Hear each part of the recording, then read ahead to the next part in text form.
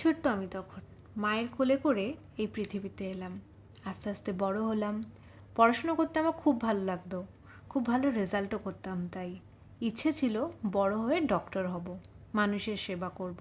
সেই মতো আমি পড়াশুনোও শুরু করেছিলাম। হঠাৎ করে 2012 সালে একটা ঘটনাতে আমার মন ভেঙে চুরমার হয়ে গেল। শুনলাম দিল্লিতে গ্যাংরেপ এবং মার্ডার করা হয়েছে একজন 22-23 বছরের মেয়েকে। যে নির্মম অত্যাচার তার উপর করা হয়েছিল শুনে ক্রোধে, রাগে, দুঃখে, যন্ত্রণায় বুকটা ফেটে যাচ্ছিল। আমিও সবার মতো মোমবাতি মিছিল করলাম, জাস্টিস ফর নির্ভয়াতে গর্জে উঠলাম। এই কিছুদিন পর ঝড় শান্ত হলো। ঠাকুরকে বললাম এরকম ঘটনা আর যেন কারোর সাথে না ঘটে। আমি ডাক্তারি পড়াশোনাতে আবারও মন দিলাম। একটা সরকারি হাসপাতালে ছিলাম আমি 2য় বর্ষে।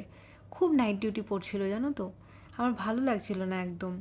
কারণটা বাড়ির লোক বা আমার প্রিয় মানুষটাকে বলতেই পারিনি।